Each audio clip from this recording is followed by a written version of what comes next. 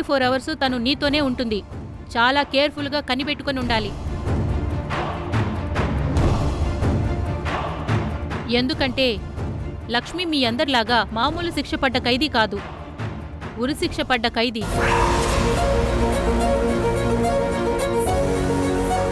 మీరు చెప్పినట్టుగానే తనతోనే ఉంటూ తనని గమనిస్తున్నాను మేడం. ఇప్పుడు మేము మంచి ఫ్రెండ్స్ కూడా అయ్యాం. మీరు కూడా తన బిహేవియర్ని చూస్తున్నారు కదా. తనది అసలు క్రిమినల్ మైండ్ సెట్టే కాదు. లక్ష్మి చాలా మంచిది. ఏయ్, నేనే నిన్ను లక్ష్మి కాంటాక్ట్ సర్టిఫికేట్ ఇవ్వమని అడగలేదు. లక్ష్మి గురించి నాకు చెప్తున్నావా? ఇద్దరిని కిరాతకంగా చంపిన నేరస్తురాలు తను.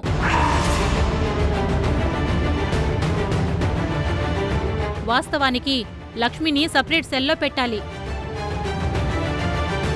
కానీ తనొక ప్రెగ్నెంట్ లేడీ కాబట్టి మానవతా దృక్పథంతో ఆలోచించి తను ఒంటరిగా ఉండడం కరెక్ట్ కాదని మీ అందరితో పాటు సెల్లో పెట్టాను. ఇప్పుడు తనకి 9 నెలలు. ఎప్పుడైనా పెయిన్స్ రావచ్చు. అంతవరకు కేరింగ్గానే కాకుండా చాలా కేర్ఫుల్గా కూడా అబ్జర్వ్ చేస్తూ ఉండాలి. ఎందుకంటే తనకు ఉరిశిక్ష పడ్డ ఖైదీ కాబట్టి. మేడం, చెప్పండి రాణమ్మగారు. లక్ష్మికి ఉరిశిక్ష పడిందా? ఏంటి మేడం తెలియనట్టు అడుగుతున్నారు? తనకి ఉరిశిక్ష పడింది మీ వల్లే కదా. ఏం మాట్లాడుతున్నారు మేడం? లక్ష్మి హస్బెండ్ తరుణ్, అతని ఫ్రెండ్ గోపాల్ ఇద్దరూ మీ ఆఫీసులోనే కదా అకౌంటెంట్స్గా పనిచేసేవాళ్ళు. అప్పట్లో వాళ్ళు బాగా డబ్బులు సంపాదించి కూడబెట్టుకున్నారు. కానీ ఆ లక్ష్మి తన స్వార్థం కోసం ఎంతో నిర్లక్ష్యంగా తన డబ్బుతో పారిపోవాలని చూసింది. ఆ క్రమంలోనే భర్తని చంపేసింది. అది చూశాడని అతని ఫ్రెండ్ని కూడా చంపేసింది.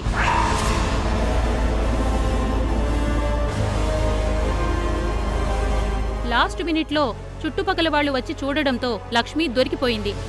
లక్ష్మియే హత్యలు చేసిందని సాక్ష్యాధారాలతో సహా కోర్టులో ప్రూవ్ అయింది. ఉరిశిక్ష పడింది. ఇదంతా ఎప్పుడు జరిగింది? 8 months బ్యాక్ జరిగింది మేడం.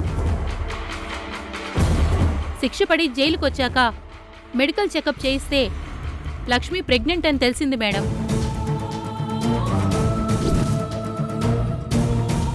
ఎందుకైనా మంచిది మీరు కూడా తనతో కేర్ఫుల్గా ఉండండి మేడం.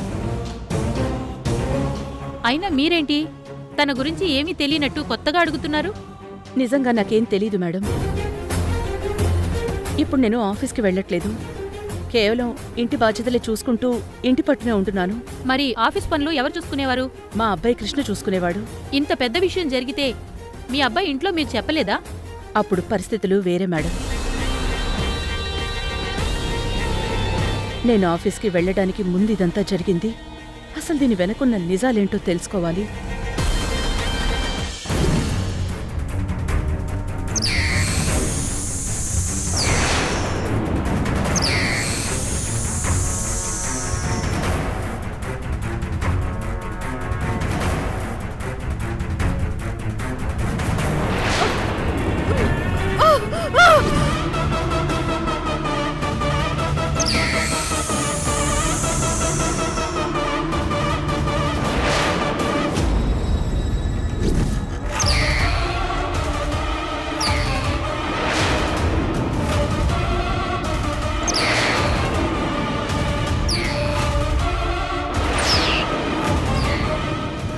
తక్షక, కార్తీకని కాపాడు.